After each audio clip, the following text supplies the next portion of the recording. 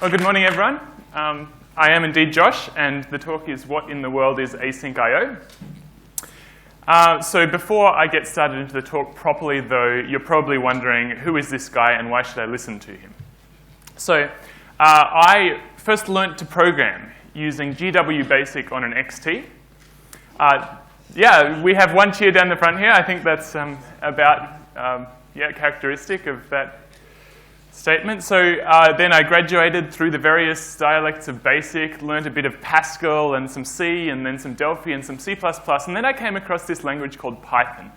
And I found Python intriguing and a little bit scary at first. Probably a lot of you have had similar experiences when you first met Python. It went something like, hold on a minute, are you saying that my if statement, I don't have to close it with some sort of end keyword or curly brace? But that feels wrong. What if my code escapes or something? And you mean I can insert objects between two different elements of this array thing without implementing a linked list from scratch? Oh, and there's something fishy going on with my string manipulation. It fits on one line, and what it looks like it will do is what it does. I don't know, man. I don't know. I'd feel like I was cheating if I used Python. So I've been using Python for more than 10 years now. And as was mentioned in the introduction, I work for Netbox Blue, where I spend 99% of my time working with Python. Netbox Blue has been using Python for a very long time.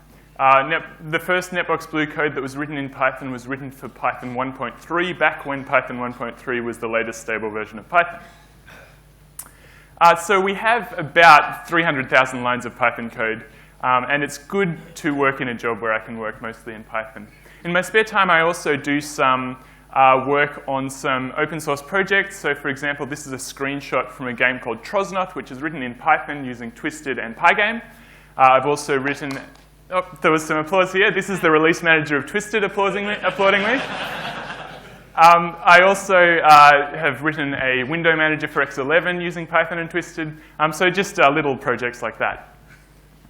So the talk today is, before I get to the talk, understanding my audience. So quick poll, have you A, contributed to PEP 3156 and/or Tulip? B, you've used Asyncio extensively. C, you've used Twisted, Tornado, or some other async framework like that fairly extensively. D, you've played with async programming. Or E, you're here because async sounds kind of cool. So hands up for A, you've contributed to the PEP or the Excellent, excellent. Good, no one put their hands up. B, you've used Asyncio extensively. A few people, okay. I probably don't have a lot of new stuff for you, but maybe you can help me answer questions at the end. C, who's used Twisted or Tornado or some other async framework a fair bit? Out of interest, how many of those is Twisted? Because that's what I'm most familiar with. Okay, and any other frameworks that people have used extensively for async stuff? Not really. OK, cool. So that means that, sorry, was there? No? OK, that means that when I compare things with Twisted, the people who've done async before will actually know what I'm talking about. D, I've used some async, played with it a bit. OK, a good number of you. And E, you thought it sounded kind of cool. OK, the rest of you. Good, good. I know who I'm aiming at now. So my plan for this talk is to look at what is Asyncio, and that will include a bit of what's async programming at all, as well as some history of Asyncio and async programming in Python. Then how do we use Asyncio? So I'll give you some examples of the sorts of functions you'd use and some code examples. Is it compatible with other async libraries? And then if I have time at the end, maybe a few tips for using it. So the first question is, what is Asyncio? So Asyncio is a new module in the standard library in Python 3.4. So the obvious place to go to ask what it is and what it does is the Python 3 library docs. And this is what the Python 3 library docs say about Asyncio. This module provides infrastructure for writing single-threaded concurrent code using coroutines, multiplexing I/O access over sockets and other resources, running network clients and servers, and other related primitives. Now this is a very good description of what it does, but I imagine for a lot of you guys out there, this isn't all that helpful. So I've got a simplified definition of Asyncio for you here. Asyncio provides you with an asynchronous main loop, as well as some I/O interfaces and primitives for use on that main loop. But the obvious question here is, what is an async main loop? What do we mean by asynchronous programming here? The basic problem that asynchronous programming is trying to address is the problem of concurrency, or multitasking, if you like. So, for example, say I wanted to write another web framework in Python. I might want it to appear as though my web framework is doing multiple things at once. So I might want to be able to start to process Bob's web request before I've completely finished responding to Alice's.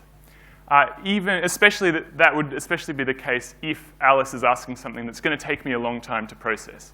Or I'm going to have to wait on other resources. I'm going to have to fetch something from the internet before I can respond to Alice, that sort of thing. So the sorts of approaches that people have to solving this concurrency problem, there are a number of them. So multiple processes.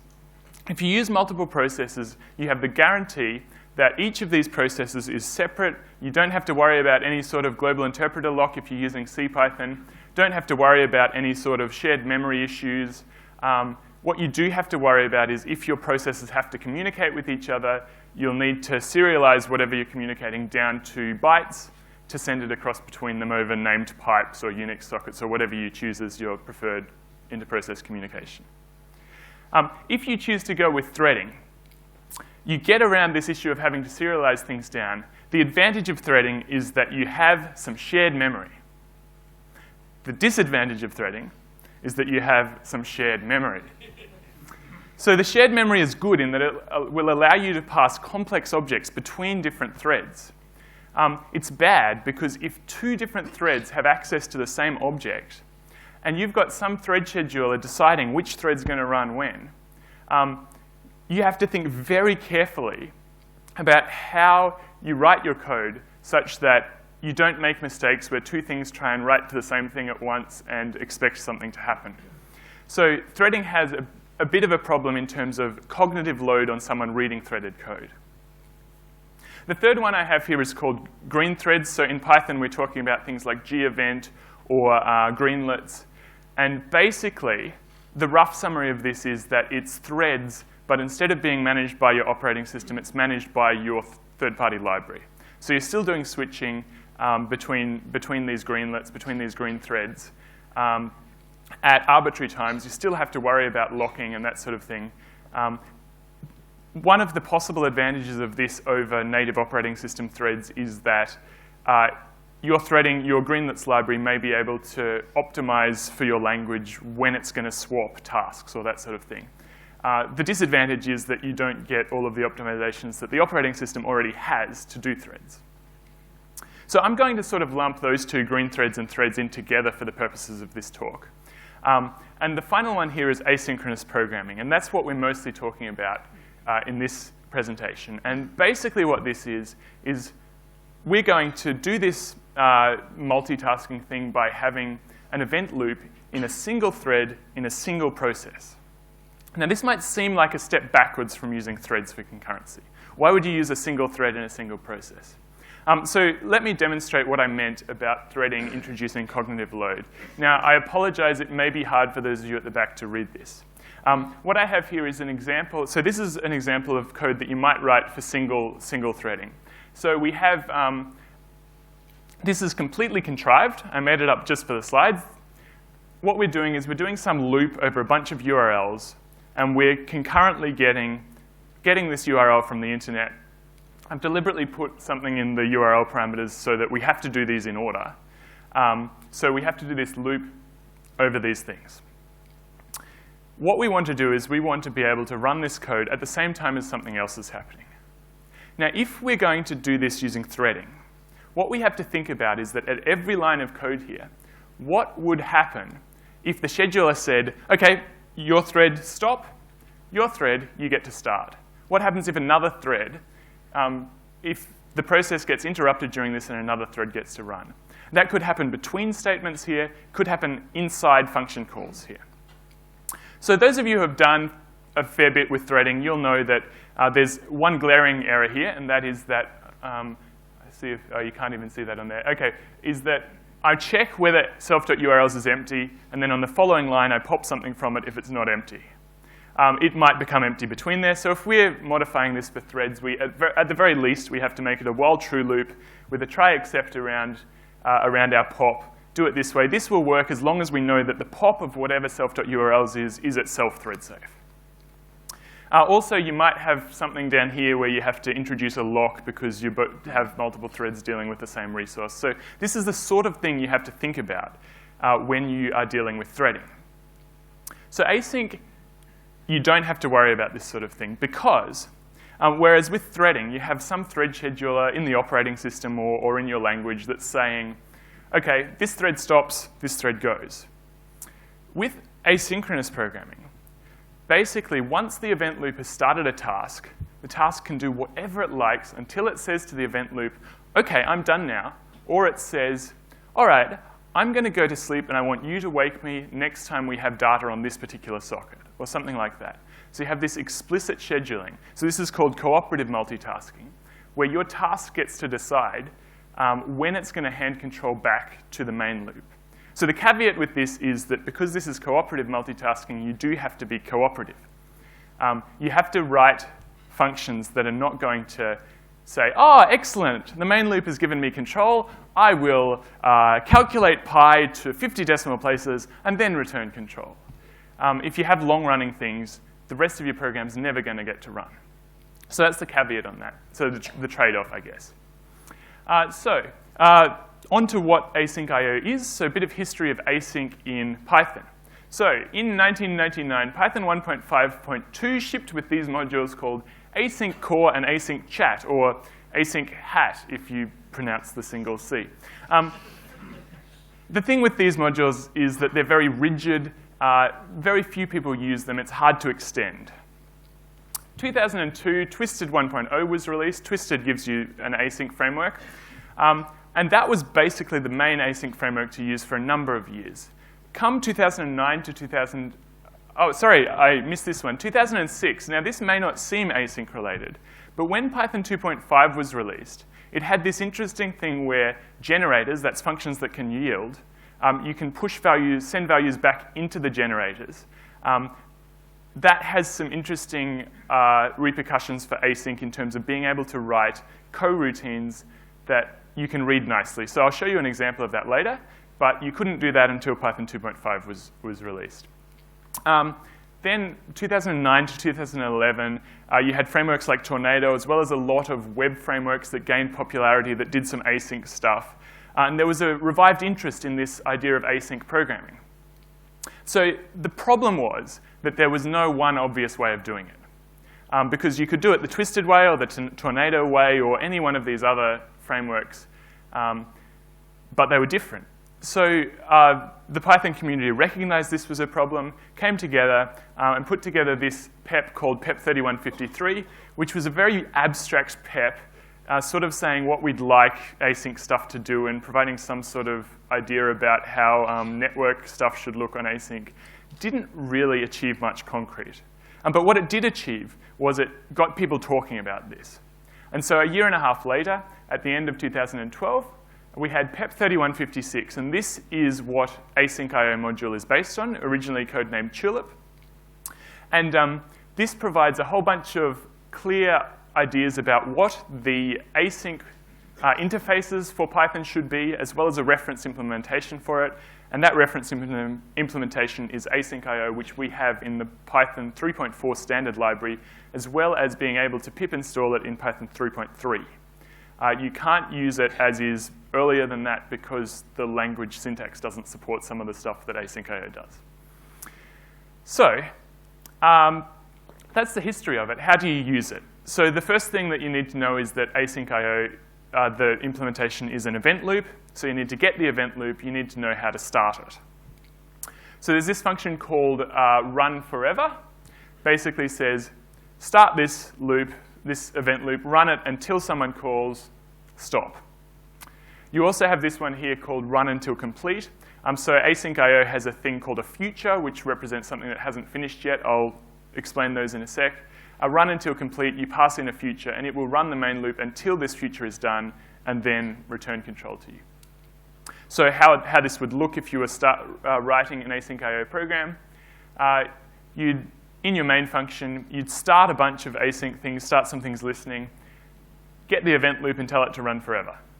There's your simple async.io program. Scheduling things. So when you're writing an async program, you cannot say time.sleep, because time.sleep says, I have control of the flow of execution. I'm going to go to sleep and not return control to the event loop. This is not very cooperative. So here are some functions that you can use in async.io. You call on your event loop call soon, and that means, OK, event loop, next time you have the opportunity, please call this function. And that gives you the guarantee that the order that you call the call soons will be the order that the main loop calls the functions, which is useful in some situations. You have call later, where you give it how many seconds time you want it to call this callback. And then you have call at, which is saying call it at this particular time. And of course, this event loop.time function, because you can, even though async.io provides a reference implementation for the main loop, you could write other implementations. They're not guaranteed to all use time.time. They might use time.monatomic. That might be a good idea. If you call event loop.time, that's going to give you what the event loop says is the time now. So we can do scheduling. We can start the event loop. How do we do things that are going to take a while? So async.io has this idea of something called a future. And a future basically is an object representing something that may not have finished yet, but someday it will either finish or it'll fail. So if you call a function that returns a future, these are the things that you can do with it. You can add a done callback that says, once this is complete or fails, call this function. That function in the callback can then call .result to get what the result of that call was, or .exception to say what went wrong. The interesting thing about the .result function here is that if the function that returned the future, if there was a failure, so there's an exception in this future, when you call .result, it will re-raise that exception for you. So you have to be aware of that. When you call .result, that's the point that exceptions could be bubbling up from this future. So what this could look like, supposing I wanted to write a function that was, so I'm going to assume that I already have a function available that will do a web request, give me a future, and when that web request is done, it will call back the future with the result. And I want to write a function that is going to do that web request and then decode the result as JSON, for example, and return that back. That would look something like this. So we have at the top here, we're going to create a future for our function because we have to return a future. I should mention, this is not actually the best way of doing it using async.io. This is demoing futures. I'll show you a better way of doing it using async.io in a sec. But using futures, this is how you would do it. At the top here, we create a future that we're going to return to the users because we're a function that takes time. Then I'm going to call this getPage function that returns me a future and add a callback to it saying, once you're done, do this. Now, in this page data received function here, you'll see that I get the result of the page future in a try except, because if that raised an exception, I want to call set exception on my result future to let it propagate back to my caller. Otherwise, I decode the data as JSON and return it, and I return my future. So this is a little bit complicated, but you can see that this is sort of how futures work. You set a callback, it gets called, you get the result from it. The thing is that I was complaining before about how with threading you have to think really hard when you're reading the code in order to be sure you know what it's going to do. Now, you don't have to reason really hard to be sure you know what this is going to do, but it is kind of hard to read. Like, you look at this code and you think, why is it doing that? Especially since this is trying to do something simple. Basically, this is trying to say, get a web page, decode it as JSON, return it.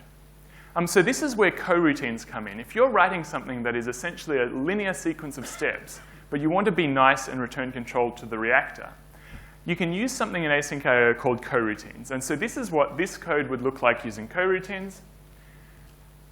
A little bit simpler, you might say. Data equals yield from getPage, return JSON.loadS of data. So basically what you need to know here is that the words yield from here, now this is a syntax feature of Python from 3.3. It's used for generators to be able to call other generators. what it's overloaded to mean in async.io is wait for this, return control to the main loop, and tell it to wake me when this is done. So you can yield from a future. That means return control to the event loop, and then you decorate your coroutines with the async.coroutine decorator. So the code that we had before that was doing lots of a loop over URLs doing gets of that, this is what it looked like in a single thread without async. What it would look like with async is you decorate it with coroutine and you change your URL open to whatever this function is that returns a future and yield from. And that's all you have to do. So essentially what you have is, if you're comparing it with threading, it's like you have a lock all the time. You're never going to have to worry about another thread interpreting until you explicitly say yield from. So you can easily reason about this code because you know exactly where the scheduler can schedule another task. So very briefly, I want to finish to have time for questions. So compatibility, in theory, this is compatible with other async frameworks because it defines a clear set of interfaces. So it's possible to write an async.io. It's possible to write an event loop that fulfills async.io's interfaces, but does everything in the back end using twisted. And doing that would allow you to use third-party code that's written purely for async.io, but run it on an event loop that's running twisted using all of your other twisted code that you've already got. So this is kind of cool. In practice, though, most of the adapters you need to do this are not actually written yet. But it's a good step. And then, of course, also the interface definition in the PEP for networking is very heavily based on the way Twisted does networking, so it's possible to write network protocols for different frameworks and basically write compatibility adapters between them as well. Some gotchas. As I mentioned before, you have to be cooperative. You don't call time.sleep, you don't call URL open, you don't call anything that's going to take time, any significant amount of time, because that will stop the rest of your async program from doing anything. If you have to use a third-party library that's going to do this, that's not been written with async in mind, so it's going to do blocking calls, what you can do is you can actually put those in a thread. There's a function in async.io that will run this in a thread and return you a future that will be called when it's done. So it looks to the rest of your program like this is async, but actually it's running in a thread. So that's a workaround if you have to do this. My conclusion here, async.io is good. Use coroutines wherever possible, because when you're using the coroutines, you don't have to worry about the horrible callback-based stuff. I say horrible because the bigger your program gets, the more difficult it is to read the callback stuff. Don't block the event loop. That is bad. And remember that when you're writing code, readable code is maintainable code. So always keep that in mind when you're programming. So that's me. And we do have time for questions.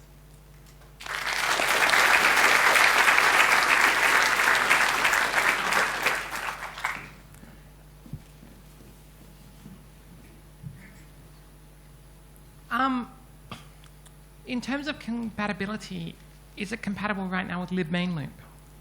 I haven't actually used that. Is it asynchronous in the same sense as? It's basically the same thing. It's what's used by GNOME and KDE. Right. In that case, yes, it would be compatible. But again, similar to what I said with Twisted, I don't think anyone's actually written the adapters there. So what it's not compatible with is things like gevent. Because gevent is doing the green thread stuff, and that is very different. But if it's something like KDE's main loop, then it's compatible in the sense that you could write an event loop that fulfills async.io's interface that runs using the KDE main loop or libmain loop. And then extension of that is futures in interface as well, because, for instance, on top of libmain loop, glib provides a data structure that's effectively identical.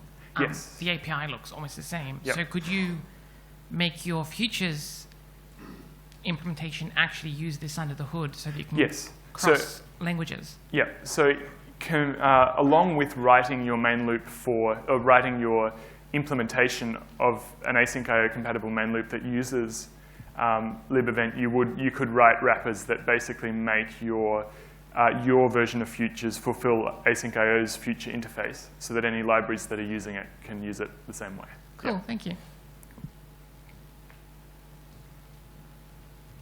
Hi, Josh. Hi. Just wondering, Python overloads yield from to achieve the asynchronous results. Yes. Do you know offhand why they didn't introduce a new keyword? It seems to be a little bit oblique. Okay, I wasn't following the entire discussion, but Guido was very adamant that asyncio, or tulip as it was known then, had to run on Python 3. And Python 3 was already released. Right. So he said, we want this in the standard library in the future, but we need to be able to run this now.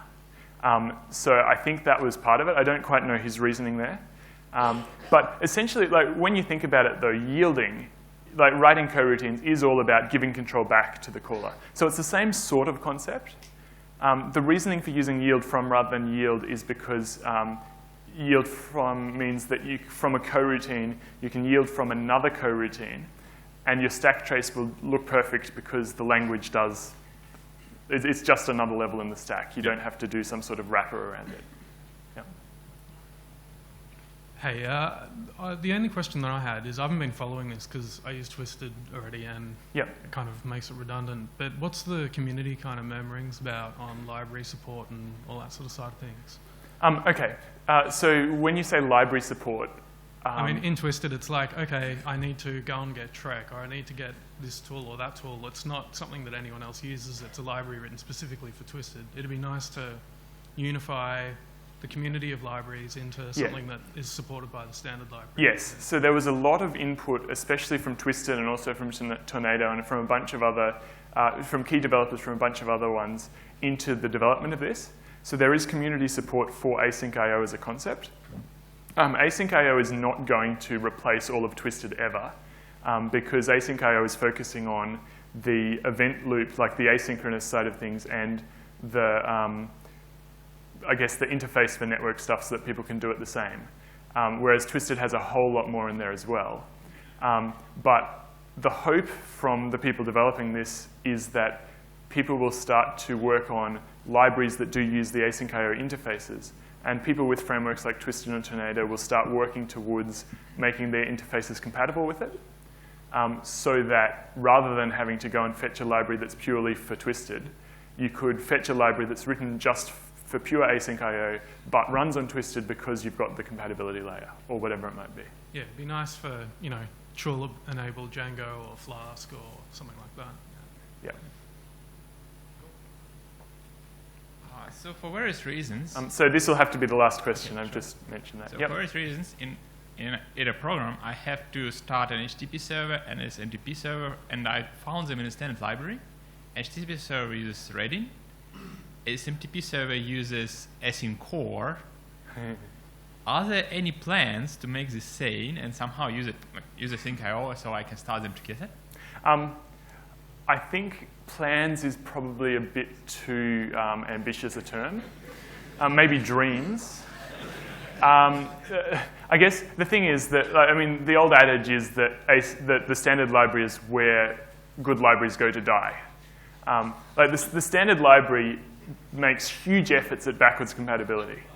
So if you were to try and make them compatible right now, you would ruin any code that already uses those HTTP things. So I think there's a hope that people will develop these sorts of things that are compatible, but I wouldn't hope that the existing ones in the standard library are going to be the basis for it, if that makes sense. Yeah. Or you can use Twisted for exactly what you described. All right, if we could have a round of applause for Josh.